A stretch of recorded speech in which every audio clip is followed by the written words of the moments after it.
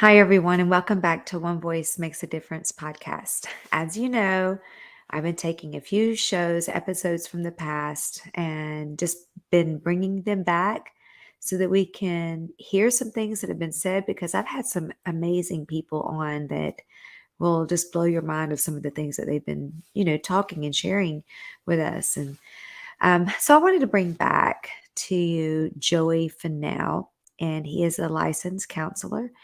And he's going to talk about in this episode the mental health in our youth. And he's going to show us 3 signs that may indicate that someone will follow through with suicide. I think this is something very important that we need to know as parents, but even as leaders or leaders in the church, or especially youth leaders. These 3 signs when someone is talking about suicide or they've been thinking about it, or you notice that someone is just going through a really hard time, a dark time. Listen, Joey talks to us about how to recognize these signs, the difference between just someone going through a hard time and depression and when someone will actually follow through with suicide. All right, enjoy this week's episode. Hi, this is One Voice Makes a Difference podcast. I pray that today one voice will be a blessing to you. And above all else, I pray that God's voice will be heard among this God's story. Enjoy today's episode. Hello, everyone. Welcome back to One Voice Makes a Difference podcast. And this month we are going to be focusing on mental health. And I have a special guest with us today. His name is Joey Fennell. Did I say that right, Joey? You did. I really want to say Fennell, but it's Fennell, I guess. But we've known each other for a really long time. He's been in Statesboro residence here for as long as I can remember. And just a champion of a guy, very educated. He has a Bachelor of Justice Studies. He has a Master in Divinity and a Master of Counseling. And he is now a counselor at Fresh Start Counseling Services. And today we want to focus on the mental health in our young people. You know, Joey, you do so many things in our community. I see you at the Sheriff's Department.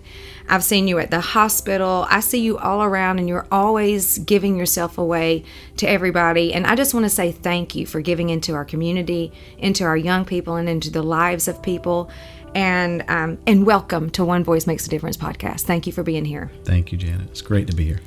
Well, we just want to get started because we're seeing a generation that is very wounded right now. Young people, as we were talking before the podcast began, that it seems like this generation is hurting and grieving right now, and it's especially through the pandemic. We're seeing a lot more young people coming in for counseling. Have you seen that in your office? Absolutely. I think that there's no template for what we've been through. Absolutely. I continued to do this all last year, trying to figure out what's the next step, and thinking, what do I draw from? Mm-hmm. What's the experience I draw from to tell somebody something, help somebody? Yeah. And I had nothing. Well, we've never been in a pandemic before. No, absolutely. And I don't know if you've ever studied mental health after a pandemic before. There's not a lot out there. No, I don't think so. It's not good. What is out there was, if we go way back to a pandemic in the early 1900s, there's not a lot of information. There really isn't. It wasn't good. No. The results were not good. That's why we really need the help of the Holy Spirit to help us each day. And you're gifted, you're called to do this. You see many people, and, being pastors here at Crossroads Community Church in Statesboro, we see a lot of people coming in, a lot of kids. They're just pretty messed up. Mm-hmm. They were messed up before the pandemic, but after it hit, it just escalated, And just from my view, what I've been seeing is I see a lot of kids right now cutting. Mm-hmm. They're suicidal. And I've noticed a pattern with the people that are cutting and they're suicidal is, their number one complaint is, I just can't feel anything. Right. I'm just numb. So what is the root of being numb? Because I've been trying to get to the root of that myself. And I know there's a lot of parents out there that want to help their kids, and they're just not feeling anything. So what would you have to say to those parents? And, what's the root of that, and how can we help them feel again? Yeah. Well, cutting in and of itself is an expression. Mm-hmm. There's a feeling of I can't, we talked about not having a voice, and I can't articulate something. So if I'm so numb, I've got to feel something. Mm-hmm. And cutters will usually explain it that way and say, I couldn't feel, so I cut. Mm-hmm. Or I'm under so much pressure, like letting air off of a balloon, mm-hmm. I need to let this pressure out. And then we also talked about the sensation that comes with that mm-hmm. as well, like an endorphin rush that happens when, when you get that sensation or that initial onset of pain from cutting. Mm-hmm. So it can be all of those things, one of those things, but ultimately down in the middle of it for teenagers is, do I have a place to be able to put my stuff? And when there's not a place, a safe place, or it perceived there's not a place, they could be in the healthiest family right. in America, yeah. and still just be dying inside because they feel like that their voice is not being heard or it's not welcomed somewhere. Wow, that's powerful. Mm-hmm. I think when you said that cutting releases endorphins, I've had a paper cut before, and that was the last thing that I think that is released when I have a paper cut. So it's kind of hard to wrap my mind around that. But I guess if you're feeling numb all the time, and something's better than nothing. Something is better than nothing. Yeah. So I guess the answer and the solution for that is for them to find their voice, to find out who they really are, because this generation, they just don't know, do they? The ones who are struggling don't yeah. seem to, and they'll turn to anyone, anything. And I'm not going to go down that path that all kids are yeah. are these horrible people, but right. I feel like the ones that really, really struggle mm-hmm. just don't feel like they have the place to just put something, say something, mm-hmm. and they'll turn to friends or online mm-hmm. or wherever it may be. And of mm-hmm. course, over this past year, online has exploded mm-hmm. with podcasts, yeah. with blogs, and all kind of areas to express. Yeah. But that's really one-sided in a lot of ways. There's not a lot of feedback. I love teenagers. I love I love the journey of it. Watching my 3 boys growing up has been so much fun, but it's work. Yes. You have to be involved in their life. And do you think a lot of that, there's not a lot of parents involved in their kids' life? Maybe because it's just one parent, or maybe they're just working all the time, or maybe they're disconnected somehow? Janet, you're going to make me stop being therapeutic, and I'm going to get on a soapbox. So be careful. Be careful what you wake up here. All right. One of my biggest pet peeves is going into a restaurant mm-hmm. and going to sit down and seeing a family or a couple mm-hmm. and everybody's on their phone. Yeah. At the same table. Mm-hmm. And I embarrass my own kids. I have 3 as well, mm-hmm. 2 are no longer teenagers and mm-hmm. 1's still a teenager. Mm-hmm. But I would embarrass them so bad. And when they would see the family, they're, Dad, please don't. And I would always go to them and say, are y'all texting each other? That's right. I always just have to say it. But I see that, and then you get on the road, get behind a vehicle, and you see the video screens going in the back seat, And I've been there. I've done that. I'm not saying that we didn't have video screens traveling, but talk to your kids. Mm-hmm. Just give them an opportunity. I spent yesterday, traveling to baseball back with my son, and we talked some. Mm-hmm. Of course, he wants to put in his AirPods and watch something on his phone, but just taking the opportunities to be able to talk and share with your kids, share your own wisdom, but gather some wisdom from a 17-year-old kid is interesting. It really is to see their insight and Absolutely. How they're thinking right now. How they're and just seeing to think, the world. Yeah, how they're seeing the world. And they're coming through a pandemic right now. When we were teenagers, we didn't have a pandemic. No. But there was still a lot of drama, right? Yeah. And I think that's been a thing. It's like, okay, we don't know what we're doing either, but let's drag you along with us, kid, and see, we'll get on the other side of it, rather than going, hey, how are you doing in this? Yeah. That's right. Yeah. I just want our listeners to know that I think young people are amazing. They're wonderful. The journey is beautiful. But it is it takes work as a parent to invest in your children, and you may be wore out. But one of the things that we've done a lot is just pray a lot. Lord, give me grace. Just help me and show me what to do. Show me how to connect. So what do you see as one of the number one concerns with this generation and our young people as far as mental health is concerned? Well, we mentioned it a while ago, and I think it really comes down to kids feeling like they have a place to put their stuff, having that voice, being heard, being listened to. And I was just thinking a while ago when you were saying something about number one, made me think about discipline. Made me also think about what's the number one problem with our kids, and I would say our parents. Yeah, yeah. When I have in my office, when kids get brought in by the parents, one session with a kid, about 10 weeks with the parents, and everything's a lot better.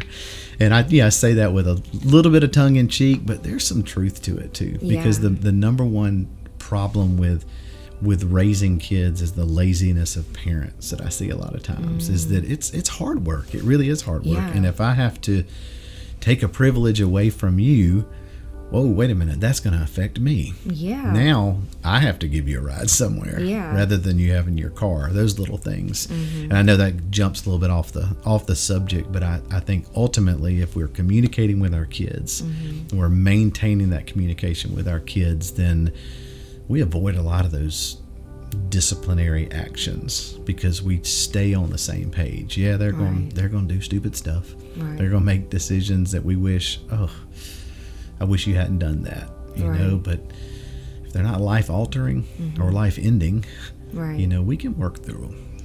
You know, it's crazy. Sometimes I look at, families, and you see that the parents or the children are doing exactly what the parents are doing. They're just following the heart of their own parents. Absolutely. But yet the parents turn around and look and go, oh, that's not good. Yeah. And then they realize, oh, I need to change. So how do you reverse something when it's already been done? Now we're really getting into mental health. I know, right? It's like, okay, now we need to reverse some things. Like the parents are saying, I really want to change. I want to make a difference, but what's done is done. Yeah. So what do we do to change this? Gosh, if we could answer that question, we could both write a book on it. I know, because right? Let's flip the coin over to the child who grows up in the alcoholic home or the abusive home, and they're valedictorian. Yeah. Explain that one to me. You know, you look at this kid and go, you have no reason to be as successful as you are, and somehow you are. And then that kid from the best family, the most doting parents, the most supportive, and they end up in rehab or somewhere else that's just where we'd rather them not be, or dealing with some type of addiction or their own issues. So ultimately we love our kids. We prop them up, we pray for them, we undergird them with everything that we have, and pray that foundation is there for them. Do you think that the movies, the video games, the cell phone, social media has an effect on their mental health? Are you kidding? Yeah.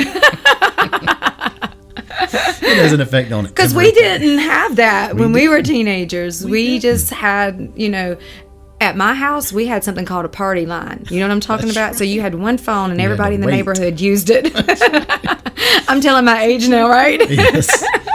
I think that is, yes. If you start this conversation, then you get an eye roll from most kids. Like, whoa, it wasn't like that for you. No, it really wasn't. And I think that social media and the immediacy of things it's so convenient.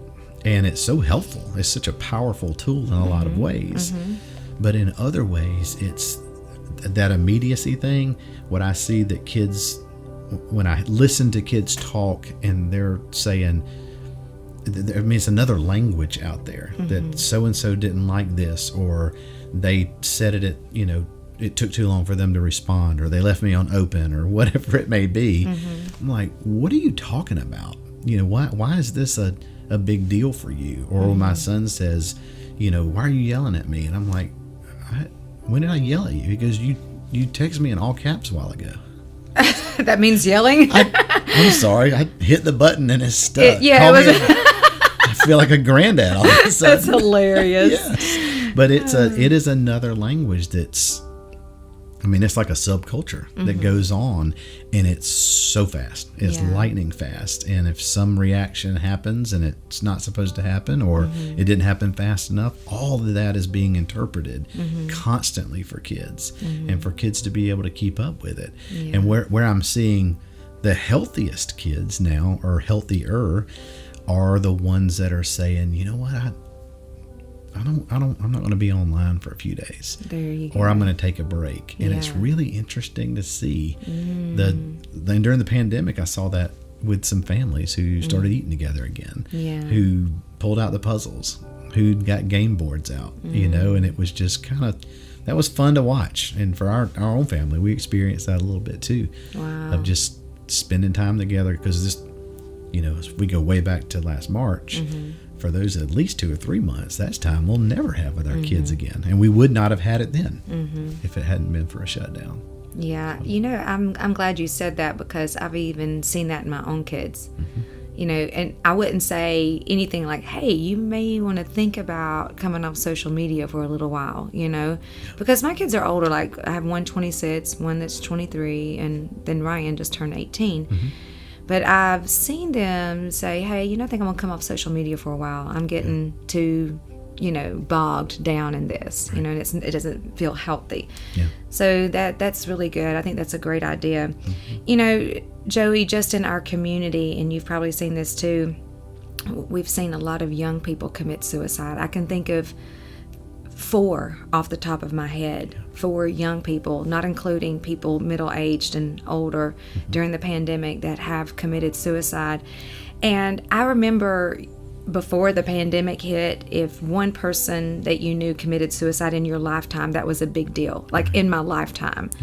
And now during the pandemic, I'm overwhelmed with it, and I'm grieved by it, and I hurt from it.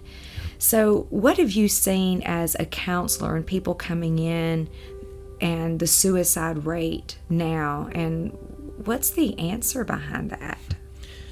Well, the numbers, you know, trail behind what's actually going on. There's no doubt that it's on the rise. The kids that I'm seeing are coming in with an overwhelming sadness, which would be at the beginning of any type of suicidal, what we would call ideation, just the thoughts of, you know, I don't want to be here anymore. This is overwhelming. I don't know what to do. So that's one extreme I see.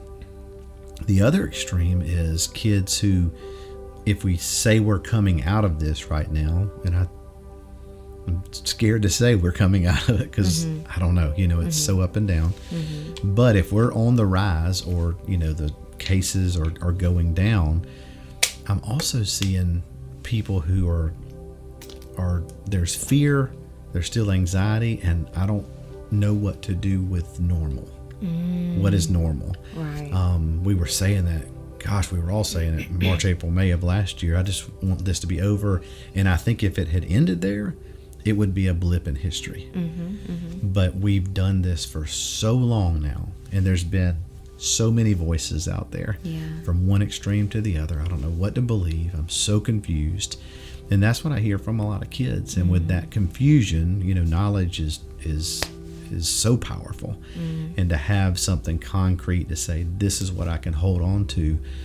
I mean, adults don't have anything to hold on to. Right. What do we expect our kids to do when they're looking to the older people to go, what are we supposed to do here? Right. And then we're looking at, we don't know. You know, from leadership, whatever you listen to. Nobody knows. We said that earlier of, I can watch the news and think, oh man, this is going to be over soon. I can flip the channel and not want to go outside. It goes from one extreme to the other. Even now, from you know, some variant that pops up in India, or some other, you know, if we're talking about the pandemic itself. But set the pandemic to the side, life's still happening from what it would have been anyway. Right. So we have just an added layer that's a huge layer on top of it that just continues to breed that sadness and being overwhelmed. You know, that the whole suicidal thing is, there's Thomas Joyner does a great thing about suicide, and he says that there has to be three things for it to happen, and that is burdensomeness, so you feel like a burden to someone, hopelessness or loneliness, and then you can have those two, and if they intersect, you can stay there. It's not a very good place to stay, but you're not going to die by suicide. The third piece of that, or a third circle that has to intersect, is the not having a fear of dying. And when you have that third piece is when most people either have an attempt or they successfully die by suicide. So that's quick education on it, and I follow that, and I use that. That's powerful. I use it in therapy with kids to educate them on it. And I see it, you know, it's not as linear as we would like for it to be, because that would be nice if I said, okay, where are you along the line? But I try to paint that picture in the therapeutic process, especially for kids, to understand and to tell me where they are, which also dictates if they're leaving my office or not. Exactly. You know, if they came in and they're like, I'm thinking I may do something to hurt myself. Well, you're not going home. Exactly. Do you think that not having a fear of death is associated with not feeling anything at all? It can be. It's where the logical meets the illogical. Those worlds collide to where, you know, if one Xanax is working really well, then 20 should do really well. So that's irrational. Right. But in the mind of someone who's really in that lowest place, that says, I just can't do this anymore. And now I'm at a place where I'm not really afraid of what's on the other side of this, because this has to end. And anything else has got to be better than this of where I'm stuck right now. So you're saying if you have those three things together, those are like really red lights and flashing signs, warning signs. It's usually going to happen. An attempt or a successful. Yeah. Wow. And Joyner, his dad actually died by suicide while he was in grad school studying psychology, and that's where he went on and put his life's work into it after that. Yeah. That's amazing. You know, on a spiritual note, the Bible says this. Well, Jesus is in the book of Isaiah, but Jesus quoted it again, talking about, you know, he's bringing the good news to people, but he says, you know, put on the garment of praise for the spirit of heaviness, or I'll give you a garment of praise for the spirit of heaviness. So sometimes, you know, there's a spiritual warfare over the minds and the hearts of young people. And I think that music and the atmosphere that is set at home plays on our emotions also, and our sadness and the things that are happening all around us. And the Bible says there's a cure for that, and that's praise. You know, so we can put that on, and what that looks like is, you know, change the atmosphere in your house. You know, right now the music is so powerful in Christian music. When I was growing up, there was no Christian music. It was all hymns, you know, and if you were going to listen to anything on the radio, it was going to be Hank Williams Jr. Yeah, I had to think about it. Dolly Parton, Ann Klein, all these country singers, you know, or heavy metal, rock and roll. You didn't have a lot of good Christian music to listen to, but I'm so grateful for that now, that we have something called praise and worship, where they're singing scripture, and it's anointed music that is going through your house. So maybe if someone is listening right now and there's just a sadness among your house, maybe shift the atmosphere a little bit and put on some praise and worship music and listen to things that are actually going to fill you up. And I believe that's how we put on the garment of praise. And then the second thing is just think on the good things that has happened to you in your life, instead of concentrating on this pandemic has really been bad. Life is so bad. Nothing good can come out of this. You know, and a lot of people they're thinking like that. There's been so much death, and it's, you know, negative. And it was. I don't want to overlook how bad it was. But in the middle of it, if I stay focused on how bad it is, I'm not going to get out of this pit. Right. I got to focus on, okay, how are we going to get out, and what am I going to bring with me on the way of coming out? Because it's touched all of our lives. We're going to bring something out of this, and we got to figure out, what have I learned from this? God, what are you teaching me in this? And I think that's part of the tool that Jesus gives us to stay healthy in our heart and our soul and our spirit, One of the things that or two questions I ask a lot of kids is what, this can be for those kids who are not even on a faith journey at all, is what makes you happy? Where do you find joy? Which kind of goes right along with that whole praise. Yeah. The area you were talking about a while ago is what makes you happy, what brings you joy, but then where do you find hope? Yeah. It just opens up all kind of doors, and kids love to talk about those things. Wow. Because they're deeper than we think they are. Yeah, they are, aren't and they? And it may be something simple. It may be, the only thing that brings me joy is my cat. Yeah. Tell me about your cat. Yeah. And just allow them to talk about it, and then that opens up so many other doors that they'll let you go in. Wow. Joey, maybe there's someone listening right now and they have a teenager at home and they're struggling with connecting with a teenager or struggling with their mental health, that it's just not healthy in a lot of areas, maybe and spiritually, but mentally also. What advice can you give to those parents that they're struggling with their teenager right now? Put the phones down. Put the phones down. Turn there the you TVs go. off. Yes. And Janet, it sounds simple because it's not if it hasn't already happened, and if it's not happening.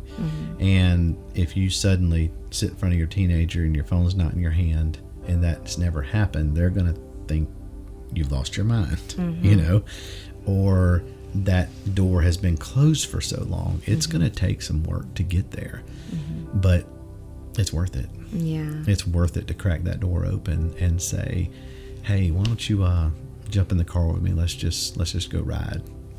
Secret of that is they can't get out. Yeah. And you got them. Or, take them out to eat. Make a meal, sit at the table. Just don't try to get a life story the first time it happens, but take 5 minutes today, 5 minutes tomorrow, and let that increase. And ask them what they want, what they need. Hey, I want to spend some time with you. What can we do?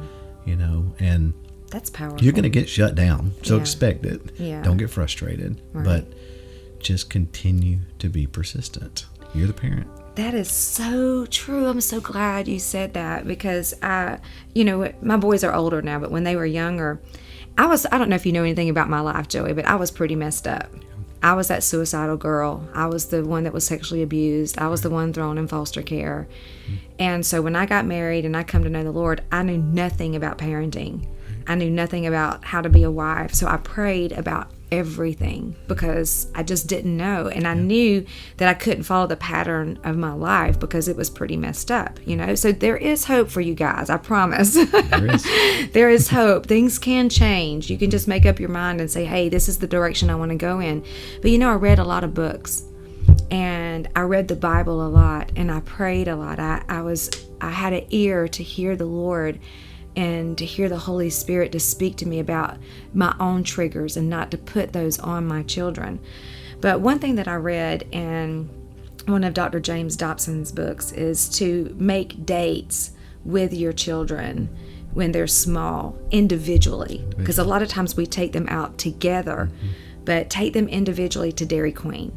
And make an appointment with them. Say, hey, I want it just to be you and me. Let's go out to eat.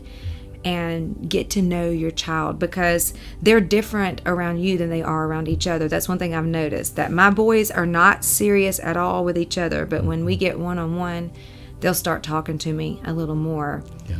And it's fun. You really get to know them, and then sometimes you see yourself in them and you went, oh my God, that's me. I just used my phrase. That's exactly right. Because mine are close to the same age as yours. My two daughters are 23 and 21, and then a 17-year-old son. And it's that way too. We get them together, and it's like they're all in elementary school again. Yeah. Just the banter begins like automatically, but one-on-one, it's just like, three little adults that are doing their thing, and it's fun. It's fun to be around it. Yeah, it is. It's so much fun. One thing that I've always had to work on, because I was abused and people crossed lines with me. My family did, my stepfather.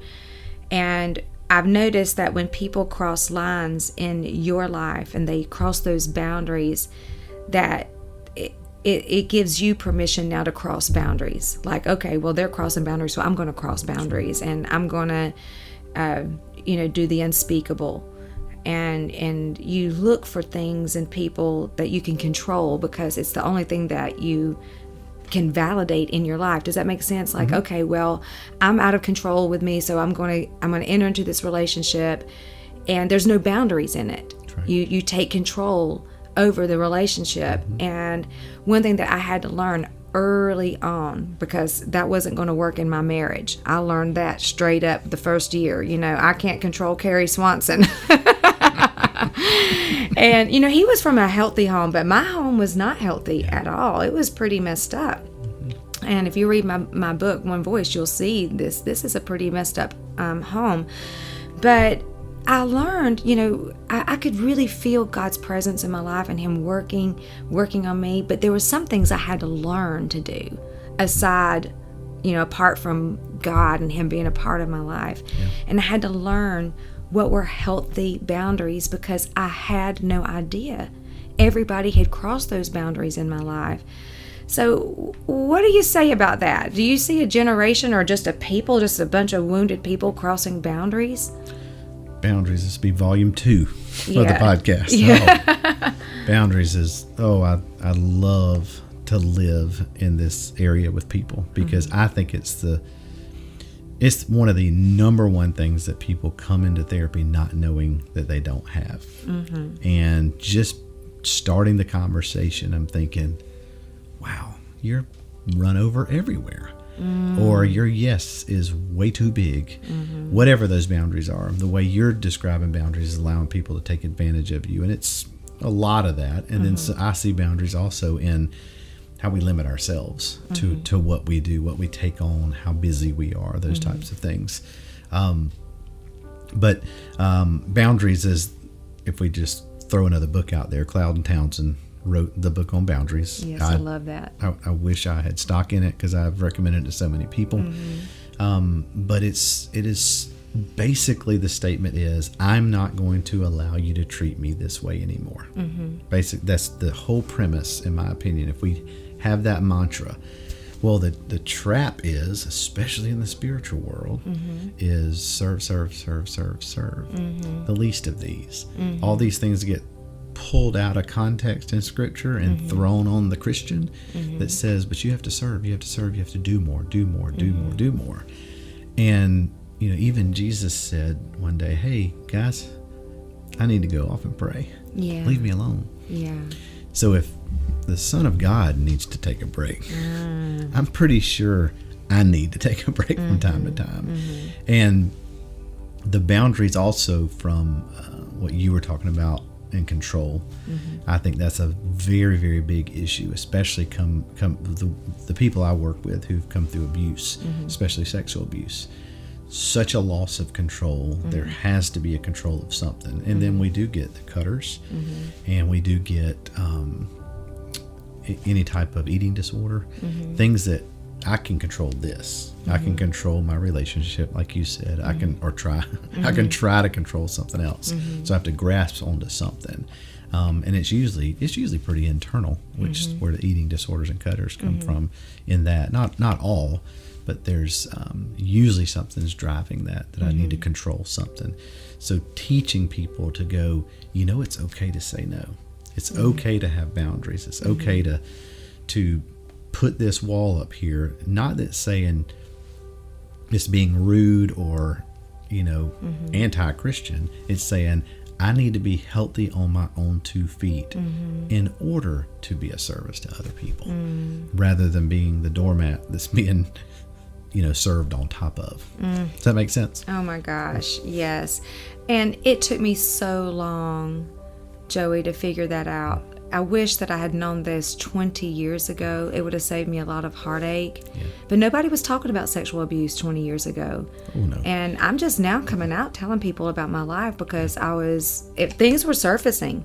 I mean, you guys, if you're keeping a secret right now, and maybe you're in your late 20s or 30s, I promise you it will surface. Yeah. You will start seeing triggers more and more the older you get. And I had to lean into counseling and do the same thing to try to get help. I read more books on boundaries. Who was it? Henry Cloud? Mm-hmm. Yeah. Cloud Townsend. Yeah, in Townsend. I read that book. It changed my life of what healthy boundaries look like. And and my husband has really good boundaries too. He taught me it's okay for you to say no if you don't want to do something. And the problem that I had, Joey, it wasn't if I wanted to do it or not. I just didn't think it really mattered what I wanted because I was never asked that. Right. So just let's do whatever. Yeah. And you just take advantage of me. And I'm like, well, okay, well, let me see what I really want. And I had to practice that. It was something I had to really say, what do I want? Yeah. And what do I like and what do I don't like and what is too much? Mm-hmm. So finding a balance, finding those boundaries changed my life. Yeah. It changed the way I raised my kids. It changed the way I worked in church, and the way I treat people as a pastor. Yeah. Because what happens is when you're a pastor and you have unhealthy boundaries, you expect people to do the same thing that you're doing. That's right. And they're healthy and they're going, you're expecting way too much out of me. Exactly right. And I couldn't wrap my mind around it because I was like, well, you love God as much as I do. We should be doing the same amount of work. Knowing it was nothing to do with loving God. Right. It was about, I don't have healthy boundaries in my life. Yeah, yeah. It's crazy, eh? Yeah. I wrote down a couple of things thinking about this, and I thought about our good can be an enemy of the best. Okay, so let me talk about that. Good at many things takes away from our best things. So if I'm spread so thin, I'm doing all of these things, I may be good at them, but I can't be the best at this thing, that I'm really supposed to be doing. Because your call's maybe an A+ for you, but it's a B- for me, and vice versa. Maybe something I'm passionate about, but Janice Swanson doesn't. You may care, but it's not your thing. It's just like, that's okay. I'll support it, but I'm not gonna, join the picket line with you or anything like that. Right. I just can't get into it, and that's okay. That means if you call me and say, "Hey, I really need you to jump on board with this. This is really a good thing for our community." May or may not be able to do that, and it's okay for me to say, Janet, I can't do that right now. Right. I'm going to have to say no. I've been kind of going through this. I mean, this is a personal journey for me too. I am excellent with boundaries. You can ask my partner at Fresh Start. She will say that all the time. But I am involved in a lot of things, and over this past year, I've backed away from a couple of things that have been a lot of fun for a long time that I've been involved in, but I found myself thinking that I don't find joy in this anymore, and almost like, it's here again, I have to do this again. And once I use the two words, have to, I really need to take some inventory on that and look at it. So I've kind of backed away. So I said the word limits a while ago, and limits are our friend, which is another word for boundaries, but limiting ourselves, because I think it's better to be rested, energized, and prepared for one thing than scattered and weary for many things. Wow. That's deep. Yeah. Yeah. And I think it's so true. I think it's so true. But the church tells us we have to do more and be more, be here when the doors are open. The world's certainly telling us that. Yeah. You got to be involved in all these things, got to coach everybody's little league, you got to be involved in this and that, run for this office, all this kind of stuff, rather than let's do what matters. Let's focus on what's our best thing. That's right. And just parents of young children right now, maybe they're in elementary school or middle school, going into high school. listen, you guys, if you don't take care of yourself, you're not going to be able to take care of them. And so you have to, a lot of people say, oh, you look out for number one. And I'm like, well, you need to look out for number one, because if number one's not healthy, I can't look out for you. 2, 3, and 4 don't matter. Exactly. It really right. doesn't. And that's where things become unhealthy, Yeah. So, Joey, what have you done and your family during the pandemic to maintain your mental health? I'm meddling now, right? No, I love to talk about this, Janet, because it's another area that I struggle with, especially early in ministry. Brief history on my story. I was 13 years in student ministry, and really through that just felt a burden to do counseling, and left student ministry, did the master's in counseling here at Georgia Southern University, and then was able to open my own practice here. And all that was really, really good. But early in ministry, early in marriage, little kids, I guess I thought I could do it all. I know that's probably nobody else's story, just mine, right? Oh my gosh. But thinking, I had to be at everything. I had to have the biggest youth ministry. It was just all the lies that were being told to me, but were still very positive things and being reinforced by parents and church and leadership. And again, not a negative thing. It's my job. It's what I'm supposed to do, but not to the neglect of my family. Exactly. So through some good conversations with a very godly wife who loves me beyond belief, who said, this is going to need to change a little bit. Yeah. And through, our own prayer together and looking at our own schedules, I got to the place where, work is work, and it needs to stay there. And especially going into counseling and sitting through 8 or 9 sessions per day. And people ask, how do you do this? How do you listen to this all day? And I hate to be crass right off the bat, but I say it's not my problem. Right. Your burden is not my burden. I can be empathic, I can be sympathetic and compassionate with you in a session and work through things therapeutically, but I'm not going to take it to my house. Right. That's not fair. So literally every day when I end my job, I physically put my hand on my door handle and I close it and I say, God, I've done the best job I can do today, and I'll be back tomorrow.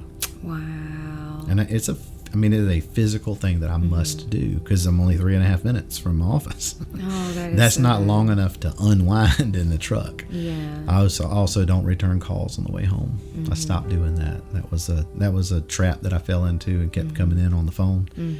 That wasn't fair to the family either. So if I need to return a call, I just sit there in my office and get that done. And then when I walk out the door, I'm done. That's powerful. I read a book by Norman Vincent Peale on positive imaging. If you have not read that book, I read this book. I have the Audible, actually. I listen to it twice a year.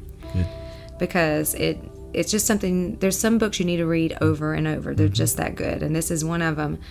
And as I said, I listened to it, and he has a story in there that says that this one man did the same thing. When he left his job, he wrote down everything. I have done the best I could today. Yeah. And I will not take this home to my family. And then he would make checks of what I did today. Yeah. And then even some things that I didn't succeed at today. Right. And then he would wad it up and he would throw it in the trash can because now this day is over and there's nothing I can do about what's been done. And now I'm going to go home and I'm going to be with my family. I'm going to be a father and I'm going to be a husband. Yeah. I'm not going to be a pastor. I'm not going to be a counselor, because we bring those hats home with us, don't we? Absolutely. That's the exact statement that my wife said to me when I kept coming in on the phone. And we sat down and she says, I do not need the therapist who just got off work to come home. I need my husband and the father of our children. Oh, that hurt. It does. It stung so bad because it was so right. And I wanted to argue and I wanted to debate that. But she was exactly right. Yeah. Exactly right. And that goes for both of us. She's a teacher, and it's hard to let some things go. And that's, putting the phone down, and there's work that has to be done from time to time, but it's about attitude. It's not about the physical work as much as it is when somebody says to me, oh, I'll leave work at work. But you bring your bad attitude home with you. Exactly. You're still, I mean, we could do name calling right now, but I'm not going to. But that's just, you just act like, the bad attitude just comes, it precedes you coming in the door. Yeah. So I think we really have to make an effort to put those things behind us and connect with this generation, connect with our young people.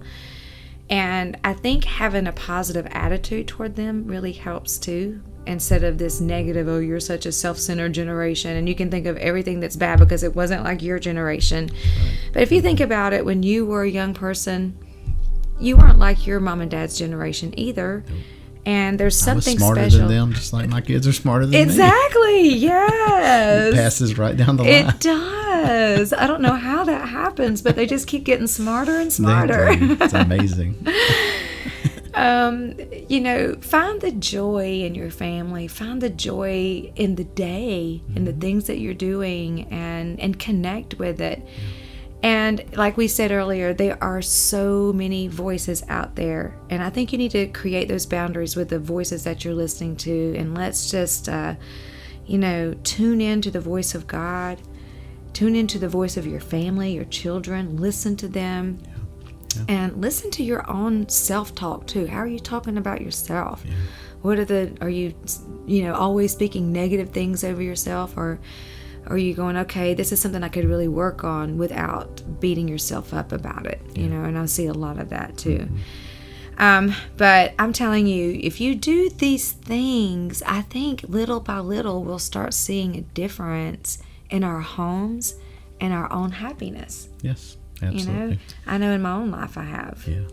And I do carry that burden for you talking about families, and I know we don't make the assumption that all families are intact, but I think about those kids, even at our high schools here, and even middle schools, but especially the high school where the kids are a little bit older, that literally the groups of kids I know that don't have families that they go home to, or they're staying with friends, or they're actually homeless, and my burden is for them who don't or feel like they don't have that person to go to, is if it's just start with your school counselor or a teacher, somebody to open up to and say, hey, I need some help here. I feel like there's so much in our world today of coming out of this, of just this natural need for connection, and people want community, and it happens so naturally. We don't have to fabricate it. Exactly. People want to be around each other, right? And to help find that. And little by little, we're coming out of this pandemic. I'm just believing it. Yes. We're getting some things behind us, and we're walking into the future, the present future, and just thanking God for the breath in our lungs, thanking Him for the opportunities that we have set before us. Right. Keep your mind, the Word says that we need to keep our mind set on things above. Think on these things of good report. If you open up your Bible, it'll tell you a lot. Yes. It really will. Yes.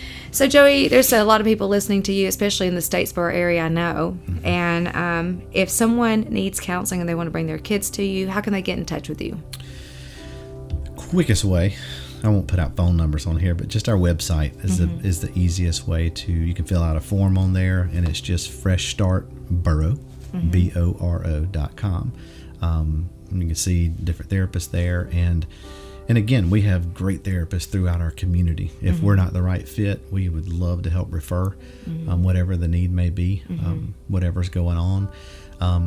To find me, I have a Facebook page, but I post about every 6 to 8 years. If we're talking about boundaries, I have, and finding joy, I've never found joy in social media. And I've tried to make myself do it because I wanted to fit in, and it just doesn't work. So I don't really do it. Right. I read some things online and do that social media, but that's the quickest way to get in touch with us at Fresh Start. That's awesome. Well, you guys, you've heard it right here from Joey Fennell, not Fennell. It's going to take me a minute to get used to that. Right here in Statesboro, Georgia. Thank you for making a difference in so many people's lives, and all the counselors. If you're a counselor out there, I want you to know you are my hero. Yes. One last thing before we leave, I want to tell you, counselors, the biggest difference that one of my counselors made for me when I was just being taken away from my home, going into foster care, the counselor looked at me because I held my head down a lot.